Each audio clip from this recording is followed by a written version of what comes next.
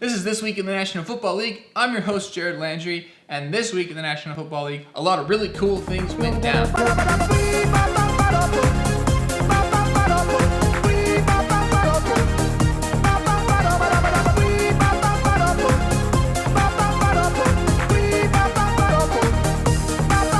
You know, even if I die, I die. I kind of have peace about that. Fans have been aching for football, and we finally got it. Without the preseason, week 1 was the first time we got to see the hard work these players and teams have put in during the offseason. Come on, who's your hero, Cartman? Tom Brady. By Tampa. On 2nd and 15. This one's packed.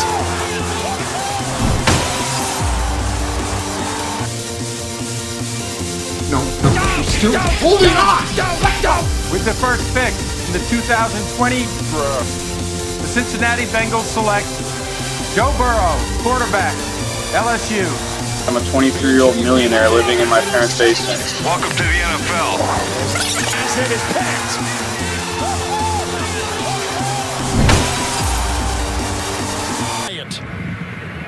Now, how do you get him to kick? I usually just yell, Oyich.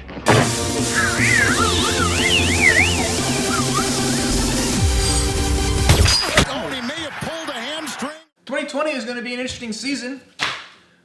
Jacksonville, a team that we thought were all tanking, was the only stadium to let fans in. They were tested this week and were positive. Both Gardner Minshew and his 3 touchdowns and also the fans because of coronavirus.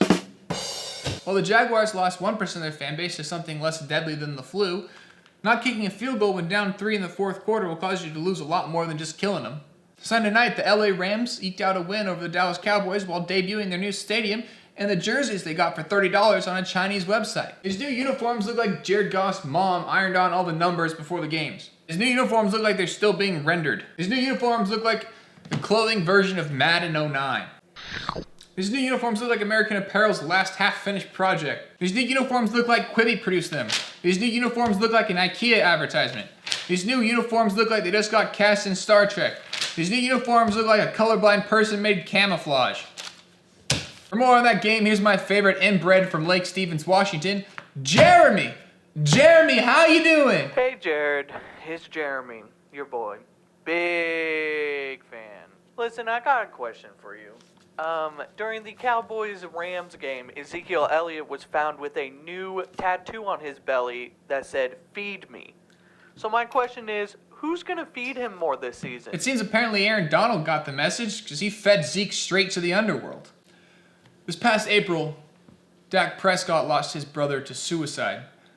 The obvious depression and loneliness that came with it came in the way of the most important thing in life, football. The big story of the offseason was Tom Brady going to the Buccaneers after 20 years with the New England Patriots. Everyone had high expectations for the Tampa Bay offense, but against the Saints, Jameis Winston threw 2 interceptions, and Mike Evans against Marshawn Lattimore looks like that ABC show with the girl with the tattoos who can't remember anything. What is that show called? And his return to the NFL, Gronk only notched 11 yards, which means Brady forgot to oil him. After the Jets traded Jamal Adams to the Seahawks, his former defensive coordinator Greg Williams said he'd get bored in their system.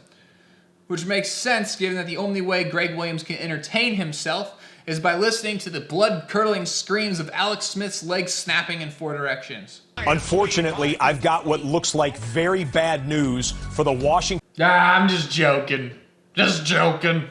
I wouldn't show you that video. I'm not CBS. Bazinga. But he was right. Jamal Adams has seemed very, very bored. Excited to be a Seattle Seahawks. The 2020 offseason led to many long-term players joining new teams, like Tom Brady.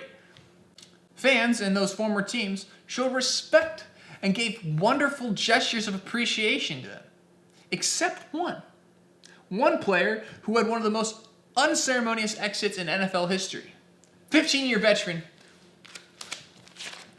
Philip Rivers. Here with more on his departure from San Diego, G7.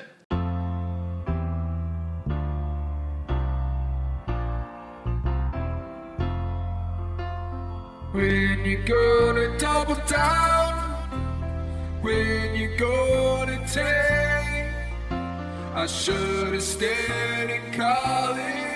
Never listened to Eli Manning. You never can help me forever. I did everything for you. Mike Williams can't seem to get open. This boy's too young to be wearing the blues.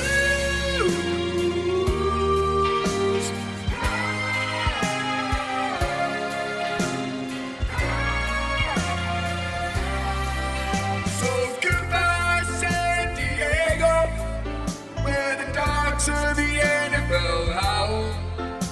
You can't replace me, these Bengals. I'm going down to the Colts, down to the Highland Young, Nelson in the trenches, hunting on Jacoby's roll. Oh, I've finally decided my future life beyond San Diego.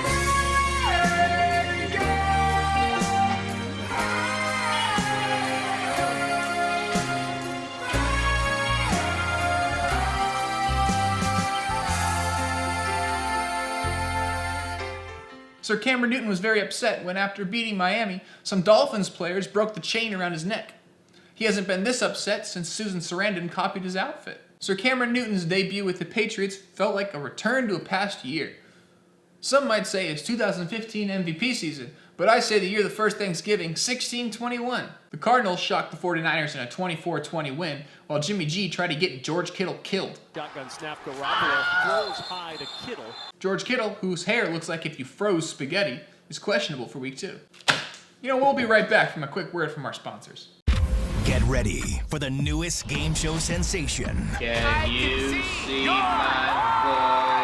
Can you guess who's a bad singer I think she's gonna bring it. without hearing a single note? No way someone in a shirt that awful wouldn't sing like an angel. The premiere of I Can See Your Voice After the Masked Singer, Wednesday, September 23rd on Fox.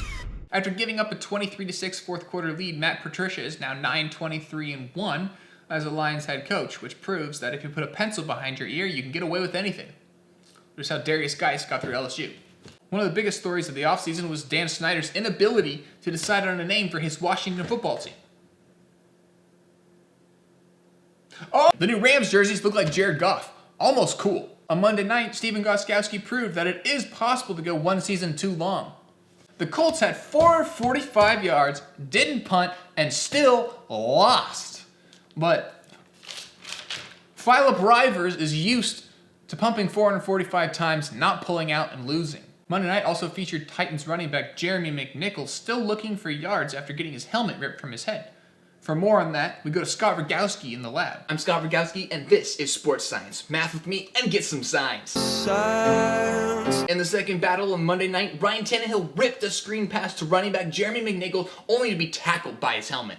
The Broncos defender tears the helmet straight off his head, but McNichols, using nothing but his teeth, chomps down to keep his mouth guard intact. Talk about a way to keep a broken play in one piece. The defender, coming in at full speed at about 21 miles per hour, collides with the running back and begins to use the force of gravity to attempt to take him to the ground. With his speed of 21 miles per hour and gravity's pull at 9.807 meters per second squared, the brute force of the helmet is being ripped off at over 205 miles per meter squared an hour. A what? While the average human has a bite force of 162 pounds per square inch, and since there are 39.37 inches in a meter, that means that McNichols is actually biting at a force of 6,377 pounds per square inch. McNichols' ability to rip his mouthpiece from his helmet using only his bite isn't human at all. In fact, it's over 2,000 pounds stronger than the bite force of a great white shark. Talk about taking a bite out of the competition. That's it for this week in the National Football League. As always, I'm your host, Jared Landry. Tweet at me any fantasy football questions you got, or if you have any questions about any football stuff. And I know 2020 has been a hard year. You might have lost your job. You don't get to see your friends that often. And everyone seems like they're in disagreement with each other. Remember, it could always be worse. You could be Josh Rosen. Don't wanna feel another